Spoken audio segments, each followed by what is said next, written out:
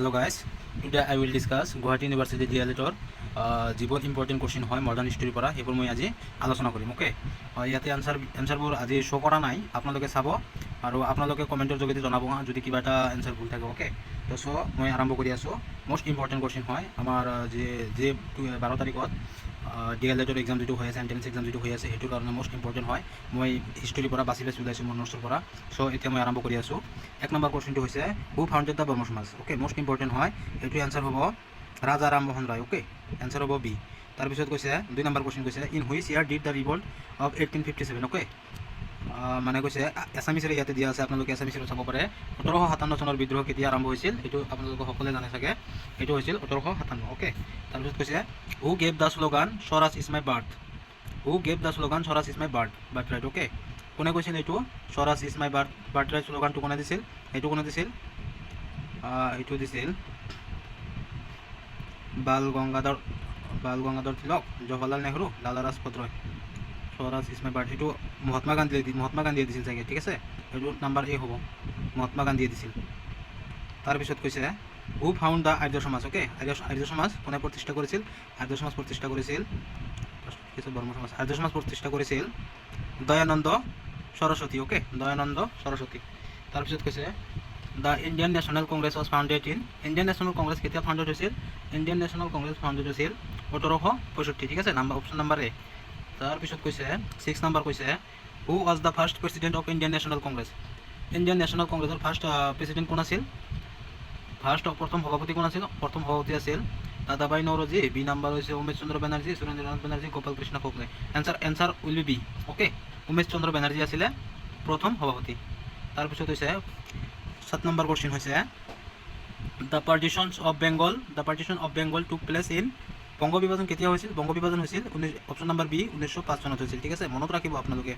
আকৌ এইটো কুৱেশ্যন ইয়াৰ পৰা চাব পাৰে যে বংগ বিভাজনৰ সময়ত ভাইচৰয় কোন আছিল?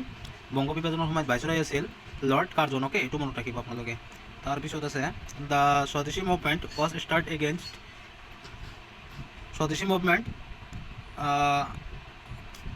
স্বদেশী আন্দোলন কিহৰ বিৰুদ্ধে আৰম্ভ হৈছিল? স্বদেশী আন্দোলন আৰম্ভ হৈছিল পাৰ্টিশ্যন অফ বেংগল। যেতিয়া মানে 1905ত বেংগল পাৰ্টিশ্যন হৈছিল, তেতিয়া কি আৰম্ভ হৈছিল? স্বদেশী আন্দোলন আৰম্ভ কৰিছিল, ঠিক আছে। আৰু ইয়াৰ পৰা আপোনালোকে আৰু কেইটামান মনত ৰাখিব। ৰাওলাট এক্ট কেতিয়া হৈছিল? চাইমন কমিশ্যন কেতিয়া আহিছিল? বাৰ্নাকুলাৰ প্ৰেছ এক্ট কেতিয়া আহিছিল, ঠিক আছে।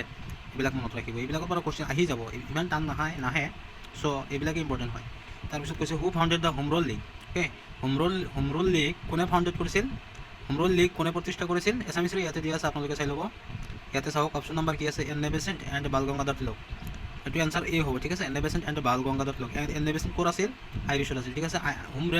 হোম ৰুল লীগটোৰ আইডিয়া কোনে লৈ আহিছিল? এন এ বেচেণ্টে লৈ আহিছিল আইৰিছৰ পৰা। অ'কে, তাৰপিছত কেতিয়া আৰম্ভ হৈছিল? এইটো 1960ত আৰম্ভ হৈছিল home rule movement. Okay, home rule movement 1960ত আৰম্ভ হৈছিল, আপোনালোকে মনত ৰাখিব।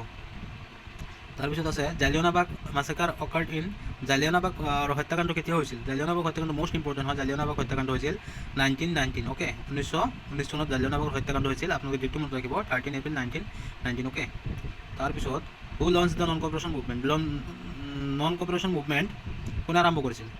নন কপাৰেশ্যন মুভমেণ্ট কোনে আৰম্ভ কৰিছিল আৰু কেতিয়া কৰিছিল? এইটো মনত ৰাখিব আপোনালোকে, ঠিক আছে।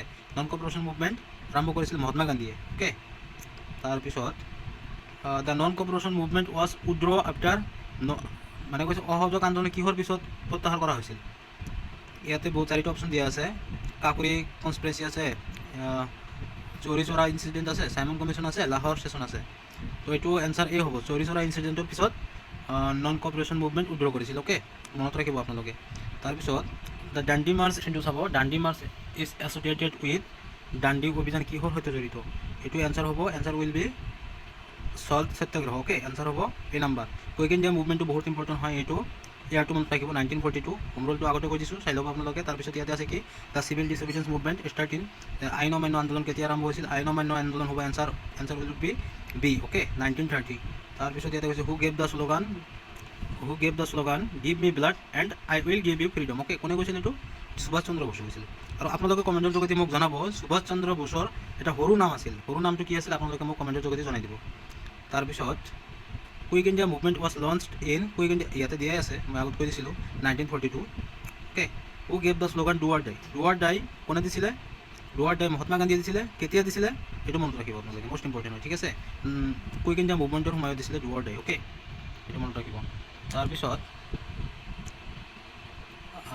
The cabinet mission came to Indian, cabinet mission কেতিয়া আহিছিল ভাৰতলৈ কেবিনেট মিছন কেতিয়া আহিছিল? কেবিনেট মিছন ভাৰতলৈ আহিছিল 1946, অ'কে, 1946 আপোনালোকে মনত ৰাখিব কেবিনেট মিছনলৈ আহিছিল।